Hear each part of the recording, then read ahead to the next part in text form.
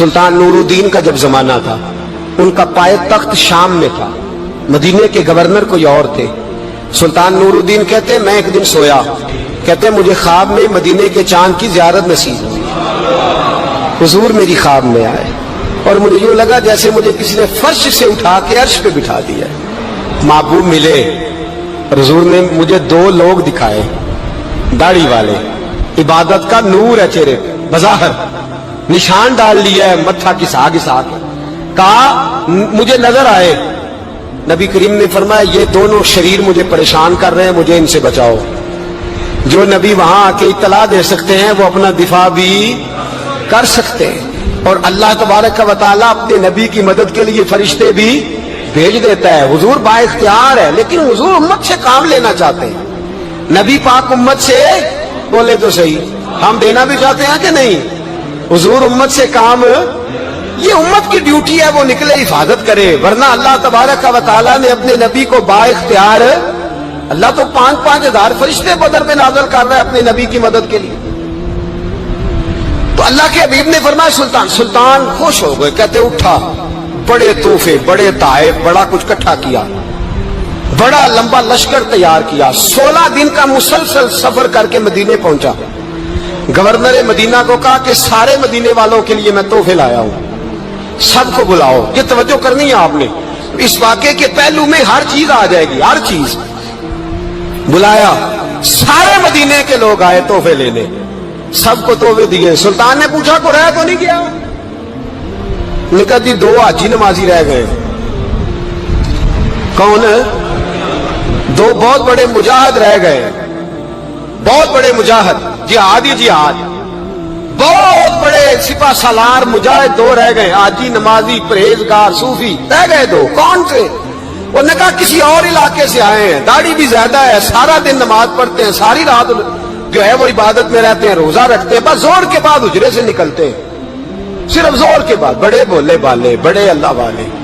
ریاض آپ کو بس میں نے وہ شعر پڑھنا چھوڑ دیا ہے، میرے ساتھی کہتے ہیں کہ کم پڑھا کریں، کچھ ساتھی کہتے ہیں نہیں اتنا نہیں ہونا چاہیے، لیکن بابا صاحب تو کہہ گئے ہیں نا، ان کو تو نہیں نا کوئی روک سکتا کہ آج بھی کیتی جاندے ہو تے لو بھی پیتی جاندے ہو، ہے نا جی؟ سب سے زیادہ آج بھی وہی کراتے ہیں، ٹریننگیں بھی سب سے زیادہ انہی کے پاس ہیں، لشکر بھی ان کے پاس ہے سب سے زیادہ، لیکن آج بھی کیتی جاندے ہو تے نال لوگ بھی پیتی جاندے ہو تے کھو کے مال یتیماں دا تے بھیج مسیتی جاندے ہو، پھٹ دلاں دے سیندے نہیں ایویں ٹوپیاں سیتی جاندے ہو، نفس تے چھری پھیر دے نہیں تے دمبے کیتی جاندے ہو، فرض بھلائی بیٹھے ہو، نفلہ نیتی جاندے ہو، دسو تے سی بلے نوے کی کچھ کیتی جاندے ہو۔ اتنا خطرناک منصوبہ، اتنا خطرناک۔ سلطان سے کہنے لگے جی وہ زور کے بعد نکلتے ہیں اجرے سے اور صدقہ خیرات کر کے پھر اجرے میں چلے جاتے ہیں۔ سلطان کہنے لگا ملاؤ تو صحیح۔ جو بندے گئے وہ بھی بڑے بادب گئے، کہا جناب آپ کو بلا رہے ہیں، اس لیے کہ مدرسہ ہی بہت بڑا ہے، ان کا طریقہ ہی بہت بڑا ہے، کیا بات ہے؟ بلا کے لائے۔ سلطان نے دیکھا تو سلطان کی آنکھیں کھل گئی، کہنے لگے یہ تو وہ 2 ہیں جو مجھے حضور نے خواب میں دکھائے ہیں۔ نبی پاک نے، یہ 400 سال پہلے مولانا علی قاری لکھ رہے ہیں، یہ تو حضور نے مجھے خواب میں دکھائے، یہ تو وہ ہے۔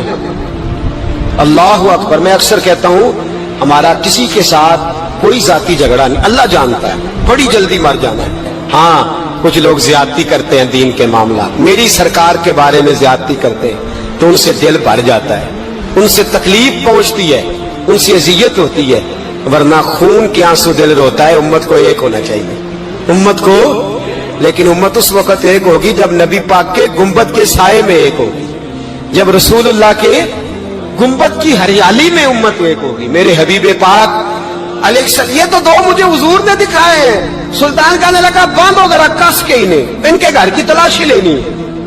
ان کو باندھ کے سلطان گھر گئے تو گھر کے اندر کچھ بھی نہیں، بس صدقہ خیرات کا سامان ہے، قرآن پاک ہے، کتابیں ہیں، تفسیریں۔ جب اٹھائی نا چٹائی تو نیچے سرنگ نکلی ہوئی ہے، جب اس کے اندر لوگ گئے تو وہ سرنگ حضور کے روزے تک پہنچی ہوئی ہے۔ وہ کس ارادے سے آئے؟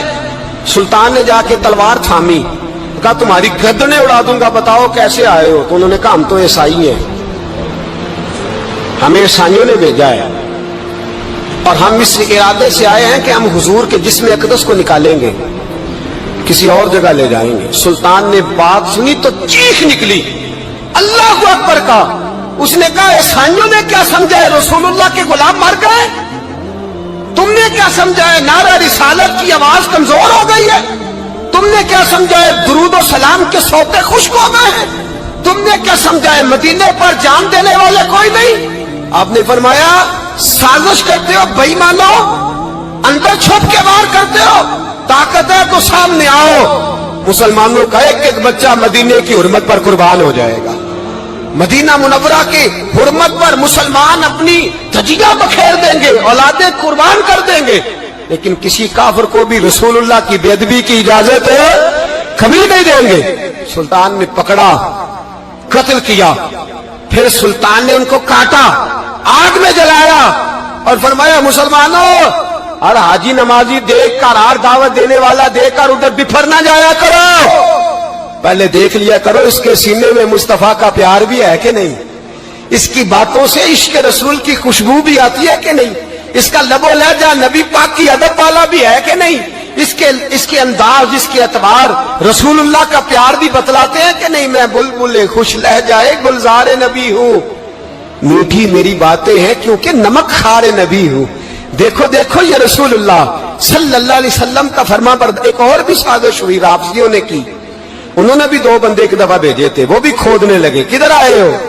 پکڑے گئے تو کہنے لگے حضرت ابو بکر حضرت عمر کا جسم نکالنے آئے تھے، معاذ اللہ تعالی، لیکن میرے رسول نے یہ حرکت بھی کرنے کی اجازت نہ دی۔ سلطان نور الدین کہتے ہیں یہ کام کر کے جب میں واپس لوٹا، جا کے سویا تو مجھے پھر حضور کی زیارت نصیب ہوئی، مجھے مدینے والے محبوب کا پھر دیدار نصیب ہوا۔ حضور خواب میں آئے، فرمایا حبیب نے بتایا کچھ نہیں، بولے کچھ نہیں، بس مجھے دیکھتے جاتے تھے اور مسکراتے جاتے تھے۔ سلطان نے چاروں جانب کھدوا کے نا خندق، اس میں سیسا ڈلوا دیا، دیواریں پکی کرا دی، کوئی کھودنا بھی چاہے تو پہنچ نہ سکے۔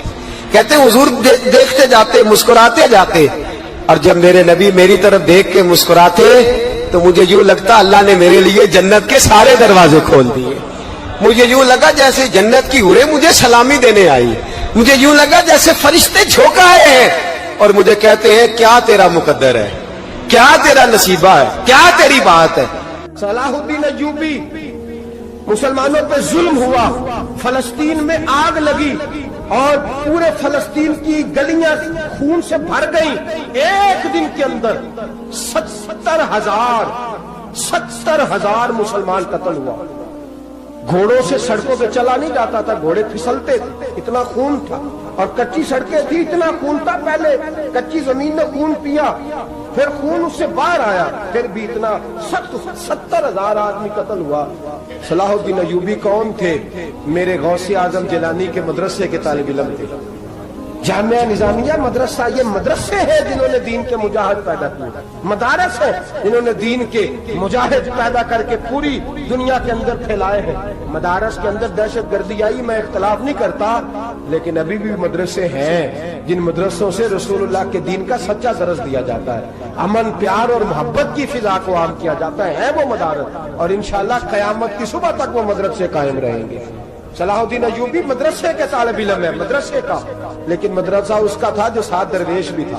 صلاح الدین ایوبی اکیلا اپنے دوستوں سے کہنے لگا مسلمانوں کی مدد چند سالوں میں نکلو مدد کریں۔ انہوں نے کہا تیرے نکلنے سے کیا ہوگا؟ کہنے لگا میں نے نہیں نکلنا، میرے اللہ نے میری مدد کر دی ہے، میرے اللہ نے میری اٹھ باندھ کمر، کیا ڈرتا ہے پھر دیکھ خدا کیا کرتا ہے، اور میں مجھے نکلنے دے، اللہ میری مدد کرے گا۔ تھوڑا تھوڑا کر کے فوج جمع کی، کوشش کی، چند سالوں کے بعد اسی جگہ جہاں مسلمانوں کا خون بہا تھا اللہ نے اسلام کا جھنڈا پھر سے بلند کر دیا۔ صلاح الدین ایوبی فاتح بن کے مسجد اقصی کے دروازے پہ کھڑا ہے۔ چند سال گزرے، عیسائیوں کا اپنا وہ ظلم ابھی یاد ہے، اور عیسائی سارے لیڈر کہتے ہیں تیاری کر لو، اب ہمارے بچے کاٹے جائیں گے، عورتیں بیوہ ہوں گی، گردنیں کٹیں گی، اب دیکھنا جتنا خون ہم نے بہایا تھا مسلمان اس سے دگنا بہائیں گے۔ صلاح الدین ایوبی گھوڑے پہ کھڑے ہیں اور پوچھتے ہیں او عیسائیوں بتاؤ تمہارے ساتھ کیا کروں؟ گردنیں جھک گئیں، جواب کوئی بھی نہیں۔ کہا تم نے 70,000 مسلمان ایک دن میں مارا تھا، بولو تمہارے ساتھ کیا کروں؟ تم نے ایک دن میں نے مسلمان یوں کاٹے جیسے گاجر مولی کاٹی جاتی ہے، بولو کیا کروں؟ عیسائی کہنے لگے ہمیں اپنے ظلم یاد ہے، تشدد یاد ہے، بربریت یاد ہے، تو بہتر جانتا ہے تو نے کیا کرنا ہے۔ صلاح الدین ایوبی گھوڑے پہ فاتح کھڑا ہے، آنکھوں میں آنسو آئے، تڑپ کے رویا، کہنے لگا میں تمہارے ساتھ وہی سلوک کروں گا جو میرے مصطفیٰ نے قریش مکہ کے ساتھ فرمایا تھا، لا تصریب علیہ، جاؤ تم پر کوئی زیادتی، جاؤ تم آزاد ہو۔ اس نے کہا تو کر کیا رہا ہے؟ کہنے لگا میں کیا کروں، میں اس محمد کا ماننے والا ہوں جس نے معاف کرنا سکھایا ہے صلی اللہ علیہ وسلم، میرے پیروں میں زنجیر ہے رسول اللہ کی غلامی کی، جاؤ تم آزاد ہو۔ اس نے کہا تم آزاد ہو، لوگوں نے کلمہ پڑھنا شروع کر دیا، اشہد ان لا الہ الا اللہ واشہد ان محمدً عبدہ۔ سارے قبیلے کے کچھ نہ کچھ لوگ مسلمان، ایک قبیلہ رہ گیا مسلمان نہیں ہوتا۔ صلاح الدین ایوبی اپنے خیمے میں بیٹھے ہیں تو ایک بی بی آ گئی، اس قبیلے کا کوئی شخص مسلمان نہیں ہوتا۔ بی بی آئی، آگے کہنے لگی میرے 4 بیٹے جنگ میں کھو گئے، چھوٹے چھوٹے بچے جنگ میں کھو گئے، مل نہیں رہے، فوجیوں کو حکم دے مجھے میرے بچے تلاش کر کے دیں۔ صلاح الدین ایوبی نے جھٹ پٹ سر پہ امامہ باندھا، نیزہ پکڑا، سینے بند باندھا، اپنے جبے کو سمیٹا اور باہر کہنے لگی تو کدھر جا رہا ہے؟ کہنے لگا میں خود تیرے بچے تلاش کر کے دوں گا۔ صلاح الدین چند سپاہی ساتھ گلی گلی نکلے، گلی گلی فجر کے نکلے، اثر ہو گئی، تھک گئے، 2 نمازیں صحرا میں پڑھی، جنگل کے اندر پہنچے تو ایک کونے میں 4 بچے ایک جگہ ڈرے اور سہمے ہوئے بیٹھے ملے۔ صلاح الدین ایوبی اٹھا کے لائے، ماں کو کہنے لگے تیرے بچے ہیں، نکلا اس لیے تھا کہ میرے نبی نے فرمایا بچے جدا ہوں تو ماں کو درد بڑا ہوتا ہے، اور میرے رسول نے فرمایا تھا جب جنگ کرنے جاؤ تو کھیت برباد نہ کرنا، فصلیں تباہ نہ کرنا، بچوں کو ماں سے جدا نہ کرنا۔ فرمایا میں سوچ رہا تھا تیرے بچے کہیں میری وجہ سے جدا ہو گئے تو مصطفیٰ کو جواب کیا دینا۔ فرمایا تیرے بچے ڈھونڈ کے لایا ہوں۔ بچے ماں کے پاس آنے لگے تو ماں نے بڑے بیٹے کے منہ پہ تھپڑ مارا، کہتا اماں کیا ہوا؟ کہنے لگے تو نے سنا نہیں کہ دشمن کے بچوں کی اتنی حفاظت کرتا ہے، میرے پاس نہ جا، اس کے قدموں میں بیٹھ جا۔ جس نبی کے غلام اتنے سچے ہیں وہ نبی کتنا سچا ہوگا، جس نبی کے نوکر اتنے کھڑے ہیں وہ نبی کتنا کھڑا ہوگا، جا کے کلمہ پڑھ لے۔ مسلمانوں کی نا ایک تعداد لڑتے لڑتے لڑتے لڑتے دور چلے گئی، تاتاریوں نے قید کر لیا، 4 مسلمان تھے، تبلیغ کرنے گئے، جنگ کرنے گئے، جہاد کرتے کرتے کافروں سے لڑتے لڑتے تاتاری قوم میں چلے گئے، وہاں قید کر لیے گئے تو سزائے موت کا حکم ہوا۔ 4 بزرگ تھے، سزائے موت کا حکم ہوا تو تاتاری بادشاہ جو تھا وہ بڑا خلاف تھا، بڑا سخت مخالف تھا مسلمانوں کے۔ اس نے کہا کہ ان کو جب پھانسی دینا نا مسلمانوں کو تو میرے سامنے دینا۔ اب 4 عالم ہیں، 4 صوفی ہیں، سفید داڑیاں، سر پہ امامے، پھانسی کا وقت آیا تو جو پھانسی گھاٹ ہے وہ ایک ہے، چاروں کو کٹھے پھانسی نہیں ہو سکتی، ایک کو کہا کہ ایک ایک کر کے ان کو پھانسی دو۔ جب پھانسی کا وقت آیا نا تو جو سب سے پیچھے صوفی تھے وہ دوڑ کے آگے آئے، کہنے لگے بادشاہ پہلی باری میری لگا، پہلی۔ اب بادشاہ نے کہا ٹھیک ہے اسے لٹکا دو، وہ قریب آئے تو دوسرے دوڑ آئے، کہنے لگے نہیں پہلی باری میں نے زیادہ کافر قتل کیے، میرا بڑا جرم ہے، مجھے پہلے سزا دو۔ ان کو پھانسی دینے لگے تو تیسرے آ گئے، کہنے لگے نہیں یہ تو میرا قتل کرتا تھا، رستے میں بتایا کرتا ہے، ڈھونڈ کے میں بتلاتا تھا کہ یہاں زیادہ تعداد ہے، مجھے پہلے پھانسی دو۔ تیسرے کے ساتھ بات ہو رہی تھی تو چوتھا دوڑا آیا، کہنے لگا یہ رستے بتاتا تھا، یہ تبلیغ کرتا تھا، یہ سارا کچھ کرتا تھا، لیکن کہا یہ کہتے تھے چلو واپس چلتے ہیں، میں جانے نہیں دیتا تھا، میں کہتا تھا اور کافر مارنے اور علاقے فتح کرنے، میرا جرم بڑا ہے، مجھے پہلے پھانسی دو۔ بادشاہ کہنے لگا مجھے 35 سال ہو گئے حکومت کرتے، بڑی دنیا کو پھانسی دی ہے، لوگ تو ایک دوسرے کو دھکے دیتے ہیں کہ پہلے تو جا پہلے تو جا، اور تم کیسی قوم ہو کہ ایک دوسرے پہ قربان ہو رہے ہو۔ کہنے لگا تم ایک باپ کی اولاد ہو، جاگ رہے آپ لوگ؟ تاتاری بادشاہ، کافر بادشاہ، اسلام کی مخالفت کرتے ہیں، ایک باپ کی اولاد ہو کا نہیں، ایک قبیلے کے رہنے والے ہو کا نہیں، ایک ملک کے رہنے والے ہو نہیں۔ اس نے کہا رشتہ کیا ہے تمہارا، رشتہ کیا ہے؟ تو بول کے کہنے لگے خدا ایک ہے، نبی ایک ہے، خدا ایک ہے اور نبی منفرد ایک ہے، اس قوم کی نقصان بھی ایک ہی سب کا نبی، اللہ بھی، قرآن بھی ایک، کیا ہی اچھا تھا ہوتے اگر مسلمان بھی ایک۔ यूं तो सैयद भी हो, मिर्जा भी हो, अफगान भी हो, तुम सभी कुछ हो, बताओ कि मुसलमान भी हो। फरमाया हमारा अल्लाह एक है, नबी एक है। तो कहा फिर एक दूसरे पे जान क्यों देते हो? फरमाया हमारे नबी ने हमें भाई भाई बना दिया है। भाई का दिल नहीं करता उसकी आंखों के सामने भाई चला जाए, हमारा दिल नहीं करता पहले मुझे दे, पहले मुझे दे। बादशाह कहने लगा तुम्हारा जज्बा मुझे मुतासर कर गया, जाओ मैं तुम चारों को आजाद करता हूं, तुम्हें आजाद करता हूं। मेरे दोस्तों ये रंग था, देखे ना, ये इस धरती ने निजाम देखा है ना, इस फलक ने पहली बार देखा, इस जमीन ने पहली बार। और मेरे हज़रत साहब फरमाया करते थे जमीन तड़प के रोई, उसने पहली दफा देखा। ओहद का मैदान है, 3 सहाबा तपती हुई जमीन पे जख्मों से चूर चूर पड़े हैं। हजरत अनस बिन नजर रज़ी अल्लाह ताला अन्हु पानी का प्याला लेके पहुंचे। एक जख्मी से कहा तुझे पानी पिलाना है, तो कहने लगा मेरे जख्म थोड़े हैं, वो जो साथ पड़ा उसके जख्म गहरे हैं, पहले उसे पानी पिला दे, जा उसे दे दे। उसके पास पहुंचे तो वो कहने लगा वो मुझसे पहले गिरा था, उसका जख्म ज्यादा गहरा है, उसे पानी पिला। तीसरे के पास गए तो कहने लगा चौथा तड़प ज्यादा रहा है, उसकी उम्र ज्यादा है, मैं तो जवान हूं, बर्दाश्त कर लूं, बुढ़ापे की वजह से निढाल हो गया, पहले उसे पानी पिला। चौथा कहने लगा पांचवें के पास जा, पांचवा कहने लगा छठे के पास जा। हजरत अनस बिन नजर कहते मैं रो पड़ा, मैंने कहा मोहम्मद के गुलामों, रसूल ने तुम्हें कैसा जज्बा दे दिया है, जुबानें प्यास से बाहर है लेकिन तुम्हारी अखुबत मरते दम तक कायम है। कहते मैं 7वें के पास गया तो कहने लगा अगर 6 कुर्बानी दे सकते हैं तो मुझे खुद गर्ज न समझ, मैंने नहीं पानी पीना, जा पहले के पास ले जा। कहते मैं पहले के पास आया तो रूह परवाज कर गई, दूसरे के पास आया तो रूह परवाज कर गई, मैं 7वें तक आया तो इंतकाल कर गए। कहते पानी का प्याला मैंने उठाया और मैंने जमीन पे रखा तो मैंने कहा पानी गवा रहना, मोहम्मद के गुलाम मर तो जाते हैं पर एक दूसरे का ख्याल बड़ा रखा करते हैं, गवा रहना ये मर जाया करते लेकिन एक दूसरे का दर्द। मेरे दोस्तों लुटा हुआ बर्मा, रोते हुए मुसलमान, सिसकियां और आहें लेती हुई माएं पूछती हैं ऐ खासा ए खासान रसूल वक्त दुआ है, उम्मत पे तेरी आके अजब वक्त पड़ा है। वो दीन जो बड़ी शान से निकला था वतन से, परदेश में वो दीन आज गरीबुल गुरबा है।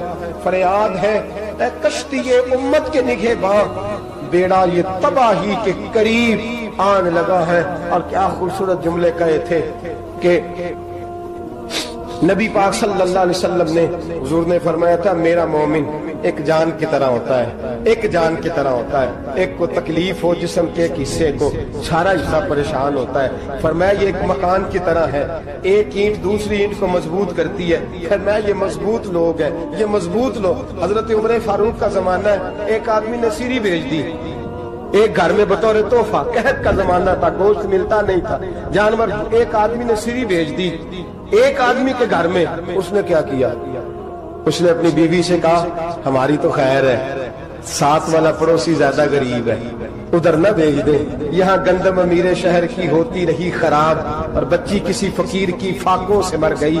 कहा साथ वाले पड़ोसी के घर से मैं कई दिनों से भूख की आवाजें, वहां भेज दे। उसके घर गई तो उसकी बीवी शौहर को मशवरा देती है, कहती है मेरे बच्चे तो दलेर है, साथ वाले के छोटे हैं, वो गुजारा नहीं, उधर न भेज दे। उधर गई, उधर गई। एक रवायत है 7 घर, एक रवायत है 21 घर।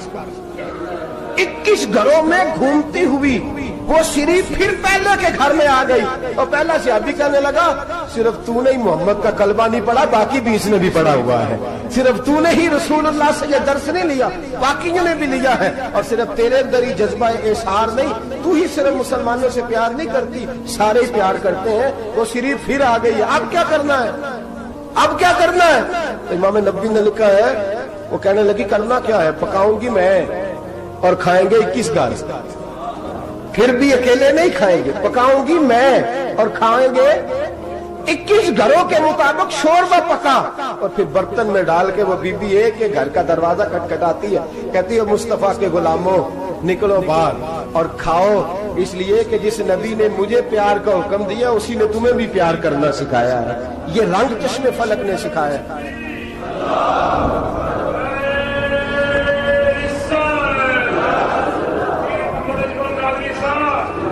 आपकी बड़ी मेहरबानी, जिंदाबाद वही है। जिसको अल्लाह रसूल जिंदाबाद फरमाए, बड़ी मेहरबानी, अल्लाह जज़ा दे। बनु कुरैज़ा और बनु नुज़ैर दो मोहल्ले थे यहूदियों के। यहूदियों ने बड़ी आहत शिकनी की तो नबी पाक सल्लल्लाहु अलैहि वसल्लम ने उनको बेदखल कर दिया, मदीने से निकाल दिया, मदीना मुनव्वरा से। यहूदी निकल गए मदीना तैयबा से, तो जब वो निकल के जा रहे थे तो उनके मकान, उनके बाग, उनकी जायदादें बच गई। नबी पाक अलैहिस्सलाम ने अंसारे मदीना को पहले बुलाया। जाग रहे हैं ना आप लोग? पैसे आते किसी को बुरे लगते हैं, अब तो ये भी हलाल हराम की तमीज भी उठती जा रही है। जायदाद, बाग, माल, इलाका खाली हुआ है, वो चले गए और लोग तो ढूंढते फिरते हैं। अल्लाह खैर फरमाए, शामलार जगह मिलती नहीं अब शहरों में, वो किस किस ने नाम करा लिया, किधर गई है कोई खबर ही नहीं, खाली जगह पड़ी है। मेरे नबी पाक अलैहिस्सलाम ने पहले अंसारे मदीना को बुलाया।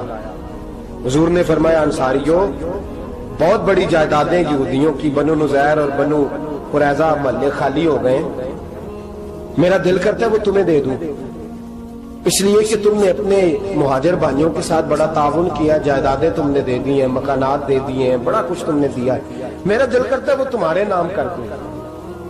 तो अंसारे मदीना क्या कहने लगे, या रसूल अल्लाह, दे तो हमने दिया है पर वो बेचारे झिझकते ही रहते हैं, वो झिझकते ही रहते हैं, खोल के हमारी चीजें इस्तेमाल नहीं करते।